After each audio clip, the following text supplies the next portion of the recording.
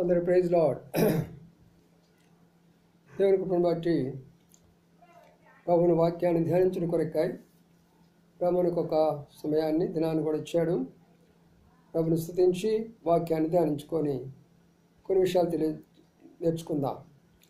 ప్రేంగళ మా పడవ తండ్రి, నమ్మకాన్ని దేవానికి స్తోత్రాలు చెల్లించుకుంటున్నాం. ఓ ప్రభా, రాత్రి మమ్మల్ని కాపాడారు. అదే కాలము జ్ఞాపన ప్రార్థనలో సహాయపడినారు. ప్రభా, ఈ యొక్క అనుదిన పాఠం కొరకై మమ్మల్ని సిద్ధపరచండి.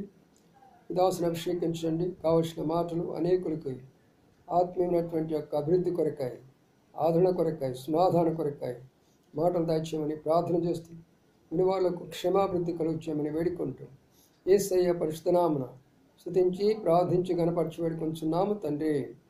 ఆమేన్. రెండో దిన పాఠం కొరకై మరి కొన్ని మాటలు చెప్తాను, దయచేసి వినవలసినగా మనం చేస్తూ ఉంటున్నాం. కీర్తన గ్రంథము 119 అధ్యాయం. కీర్తన 119, 72వ వచనం. వేల కొలది వెండి బంగారు నాణముల కంటేను నీవిచ్చిన ధర్మశాస్త్రము నాకు మేలు. తర్వాత అదే 119వ దావీదు కీర్తనలో మరొక మాటను మనం చదువుకుందాం. 165వ వచనం. నీ ధర్మశాస్త్రం ప్రేమించు వారికి ఎంతో నెమ్మది కలదు, వారు తోలి తొట్టులకు కారణమేదియూ లేదు. అదే 119, 97వ వచనం. నీ ధర్మశాస్త్రం నాకు ఎంతో ప్రేమ, దీనివల్ల నేను దానిని ధ్యానించున్నాను అంటున్నాడు. చాలు. చదవబడినటువంటి లేఖన భాగాలను ప్రభు ఆశీర్వదించి దీవించునుగాక. ప్రియులారా, ఇక్కడ 3 మాటలు మనం చదువుకున్నాం. మొదటి మాట ఏంటంటే, నీ ధర్మశాస్త్రం అనగా దేవుడిచ్చినటువంటి యొక్క వాక్యము మరి వెండి బంగారాల కంటే, విలువైనటువంటి యొక్క నాణ్యాల కంటే అది ఎంతో విలువైనది అని భక్తుడు అయినటువంటి, రాజు అయినటువంటి, ధనవంతుడైనటువంటి, పరిపాలకుడైనటువంటి దావీదు సెలవిస్తూ ఉంటున్నాడు. రెండవ మాటలో, ఆ ధర్మశాస్త్రాన్ని నేను ధ్యానించడం ద్వారా నాకెంతో నెమ్మది ఉన్నది, ఎంతో సమాధానం ఉన్నది, సంతోషం ఉన్నది, ఆనందం ఉంది, తృప్తి ఉన్నది, దాని ద్వారా నాకెంతో మేలున్నది అని ఆయన సాక్షిస్తూ వస్తుంటున్నారు. అందుకనే 3వ మాటలో చదువుకున్నాం.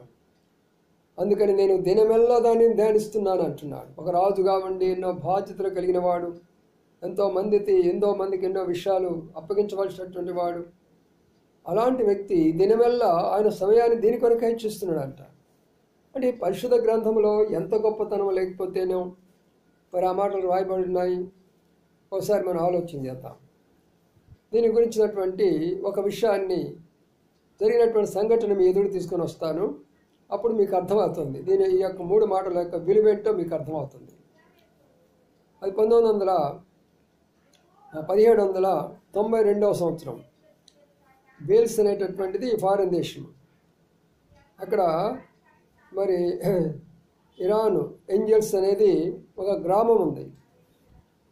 ఆ గ్రామంలో మరి జోన్స్ గారని ఒక కుటుంబం ఉంది.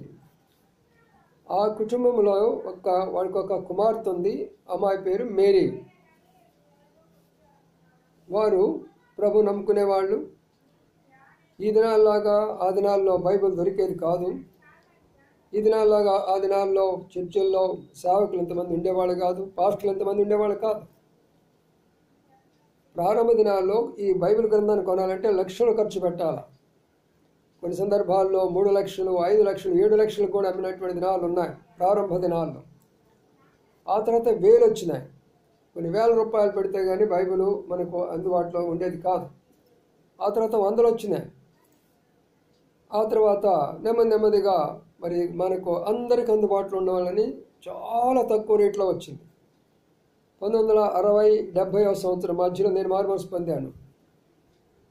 ఆ టైంలో బైబిల్ యొక్క ఖరీదు ఎంత అంటే, కొన్ని బైబిళ్ళు 3 రూపాయలు, కొన్ని బైబిళ్ళు ₹1.5.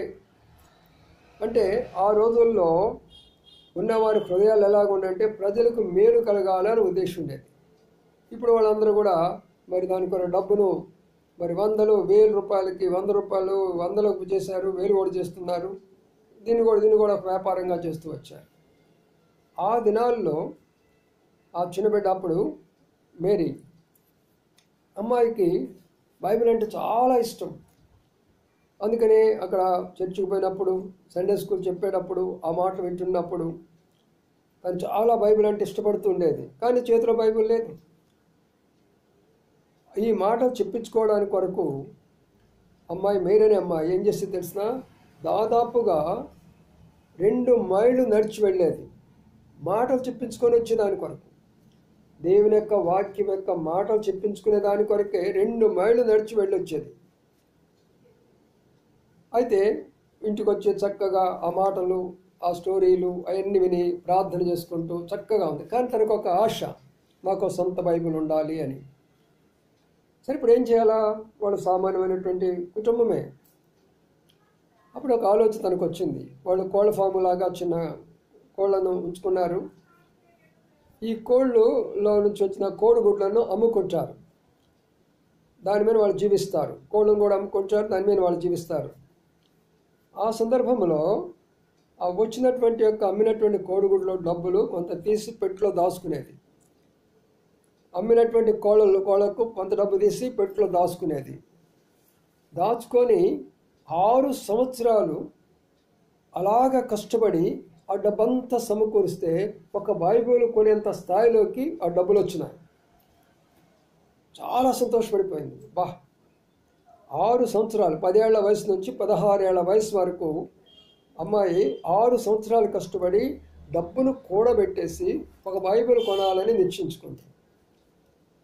వాళ్ళ అమ్మ నాన్నగారు చెప్పింది, నేను బైబిల్ కొనాలనుకుంటున్నాను డాడీ, మమ్మీ, అందుకని నేను డబ్బులు కూడబెట్టుకున్నాను, మిమ్మల్ని అడగటం లేదు, నేను రహస్యంగా దాచుకున్నాను అని అన్నా.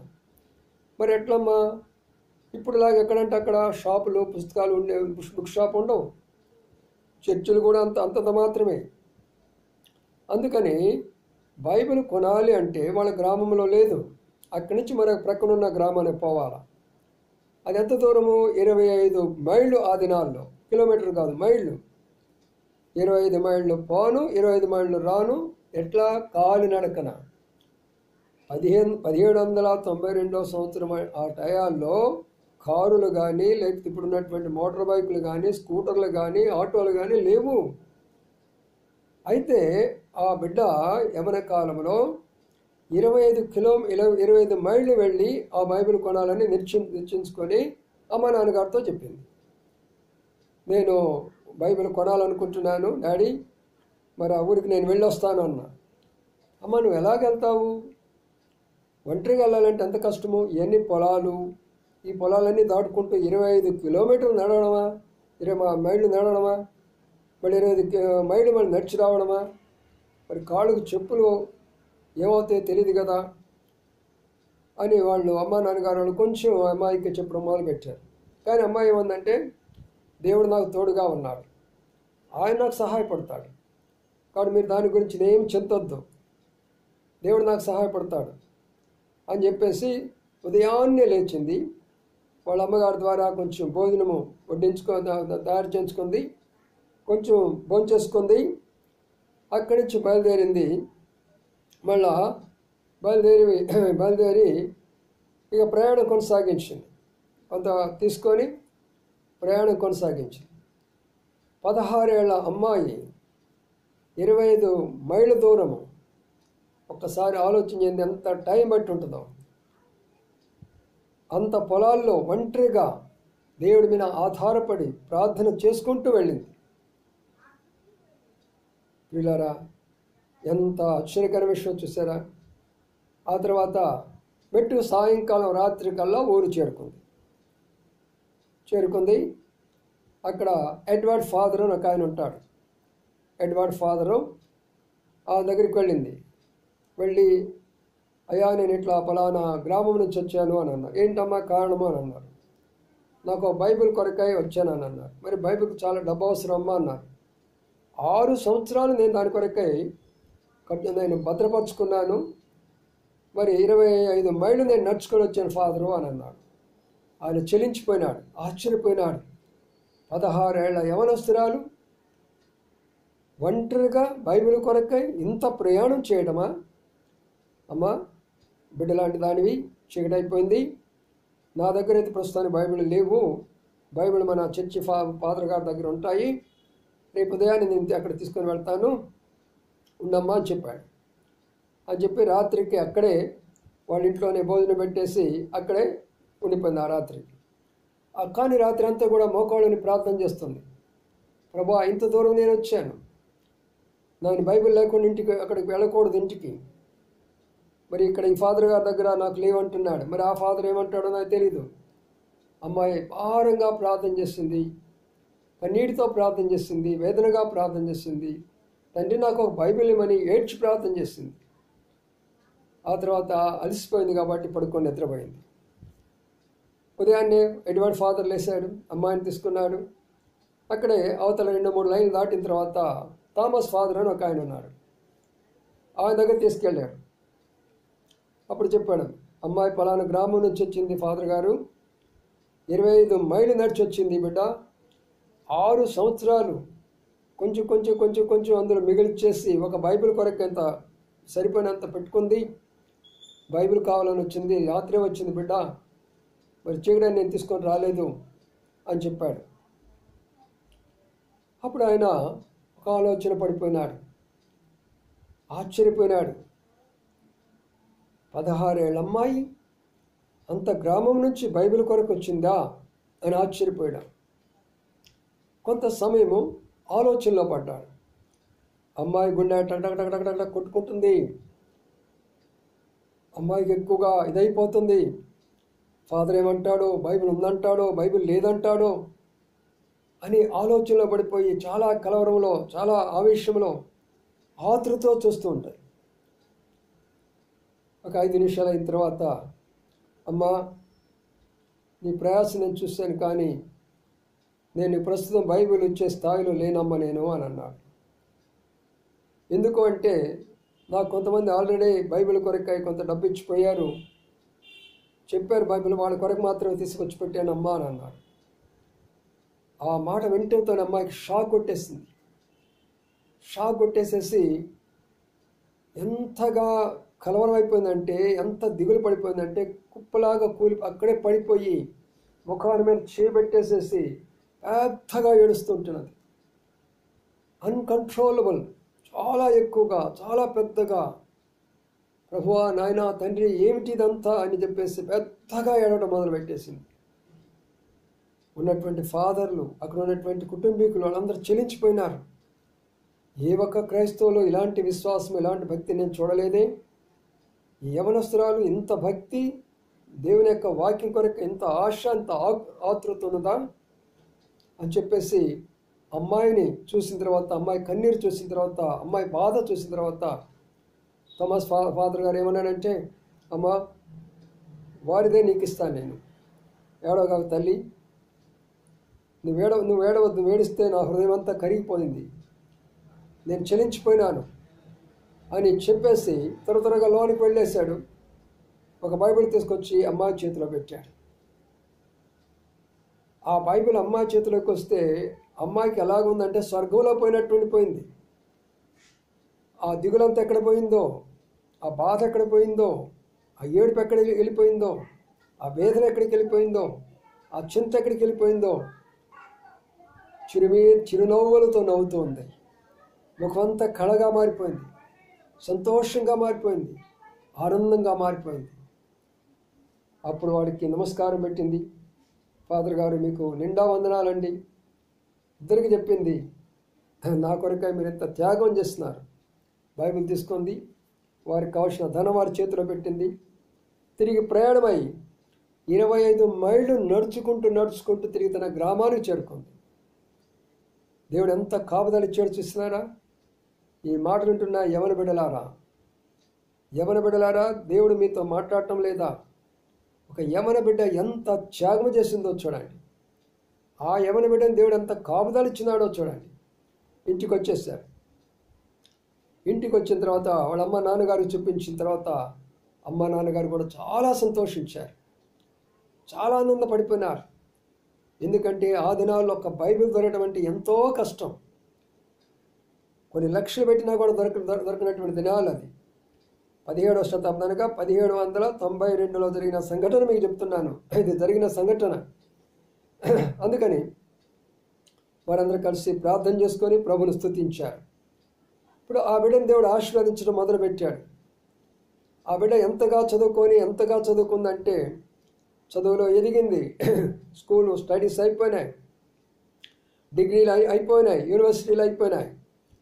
ఒక దినం వచ్చినప్పుడు అమ్మాయి ఏం చేసిందంటే, బ్రిటానియా అనుకుంటాను, అక్కడ ఇంటర్నేషనల్ బైబిల్ సొసైటీ అనేది అమ్మాయి చేతులతో ప్రారంభించింది. బ్రిటానియాలో ఇంటర్నేషనల్ బైబిల్ సొసైటీ అనేటటువంటిది మరి ఆ అమ్మ చేతులతోటి ప్రారంభించింది. అప్పుడు తను జ్ఞాపకం చేసుకుంది, ఈరోజు ఇంటర్నేషనల్ బైబిల్ సొసైటీ నేను స్టార్ట్ చేయడానికి కొరకాయి ఆ దేవుడు ఆ రోజున నా గ్రామాన్ని తీసుకెళ్ళి ఇచ్చినటువంటి ఈ బైబిలే కదా నన్ను ఇంత స్థాయిలోకి నడిపించింది అని ప్రభుకి ఎంతో వందనాలు చెప్పింది. ప్రియమైన సహోదర సహోదరి, బైబిల్ అంటే మన జీవితంలో ఎంత చులకన కదా. దానికి ఇవ్వాల్సినటువంటి విలువ మనం ఇస్తున్నామా? మనం చదవాల్సినంత చదువుతున్నామా? దానిలో ఉన్నటువంటి ఆశీర్వాదాలు మనం పొందగలుగుతున్నామా? ఆ యవనస్తురాలు చూస్తుంటే నాకే కన్నీరు వస్తున్నది. బైబిల్ కొరకై ఏడ్చింది, బైబిల్ కొరకై కాలినడకన వెళ్ళింది, 6 సంవత్సరాలు కష్టపడింది. మనకు అన్ని సౌకర్యంగా ఉన్నాయి, చేతి నిండా డబ్బులే, ఎక్కడ చూసినా బైబిళ్ళే, ఒకటికి అనేక రకాలైన బైబిల్ మన ఉన్నాయి. ఇంట్లో ఎంతమంది ఉన్నారు, అందరికీ బైబిల్ ఉన్నాయి. చదువుకోవడానికి టైం లేదు కదా, ధ్యానించడానికి టైం లేదు కదా. అందుకనే దావీదు అంటున్నాడు, దినమెల్లా నేను ధ్యానిస్తున్నాను దాన్ని. తత్ఫలితం ఏమైంది? నాకు నెమ్మది ఉన్నది, నాకు సమాధానం ఉన్నది, నాకు సంతోషం ఉన్నది. అంతేకాదు నా శ్రమలో అది నన్ను ఆదరిస్తుంది, నా కష్టంలో నన్ను బలపరుస్తుంది, నా వేదనలో నాకు తోడుగా ఉంటుంది. ఆ మాటలే నాకు జీవపు ఓటలుగా మారినాయి. చూసారా? అందుకని ఈ మాటలను మీరందరూ కూడా ఈ దినం నుంచి మొదలు పెట్టండి. బైబిల్లో ఉన్న గొప్పతనం ఏదో చూశారు. ఆ బిడ్డ యొక్క 6 సంవత్సరాల కష్టార్జితము, 50 మైళ్ళు రాకపోకలు కాలినడకన, ఒంటరి జీవితంతోటి, కన్నీళ్ళ ప్రార్థనతోటి బైబిల్ సంపాదించుకొని ఇంటర్నేషనల్ లెవెల్లో తన ఒక యూనివర్సిటీని స్థాపించి అనేకులకు బైబిల్ ఇవ్వగలిగినటువంటి స్థాయిలో దేవుడు ఆశీర్వదించినాడు. నీకు నాకు ఆశ ఉండాలే కానీ దేవుడు మనల్ని కూడా ఆశీర్వదిస్తాడు. కాబట్టి మాటలు హృదయంలో భద్రపరచుకోనండి, అనేకులు చెప్పండి విషయాలు, దేవుడు వాళ్ళని కూడా ఆశీర్వదిస్తాడు. రండి ప్రార్థన చేసుకుందాం. ప్రేమల మా పడవ తండ్రి, నమ్మకాన్ని మా దేవానికి కొందరు స్తోత్రాలు చెల్లించుకుంటున్నాం. ఈ సమయంలో మీ యొక్క ఘనమైన నామాన్ని జ్ఞాపకం చేసుకుంటున్నాం. మా ప్రభా, మేరీ జోన్స్ అనేటటువంటి యొక్క బిడ్డ 16 ఏళ్ల వయసులో నుండి ప్రభా నీ కొరకై పరితపించి నీ వాక్యాన్ని తీసుకొని ఆశీర్వదించబడి ఇంటర్నేషనల్ యూనివర్సిటీ బైబిల్ను స్థాపించినటువంటి గొప్ప దైవభక్తురాలు విషయాన్ని విన్నాం. మేమందరం కూడా ఆ గ్రంథంలో ఉన్న సత్యాలు తెలుసుకొని ఆ గ్రంథాన్ని మేము ధ్యానించి ఆ గ్రంథం ద్వారా శాంతి, సమాధానము, జ్ఞానాన్ని పొందిన వారమై అనేకులు చెప్పేదానికి సహాయం చేయమని విదాయహస్తాలకు అప్పచెప్పుకుంటూ వందనాలు చెల్లించుకుంటూ ఇచ్చిన అవకాశం బట్టి నేను స్తుతిస్తూ ఘనత, మహిమ, ప్రభావాలు మీకు ఆరోపించుకుంటూ యేసయ్య పరిశుద్ధ నామమున స్తుతించి ప్రార్థించి గణపరచి వేడుకొంచున్నాము తండ్రి. ఆమేన్. అందరూ ప్రైజ్ లార్డ్.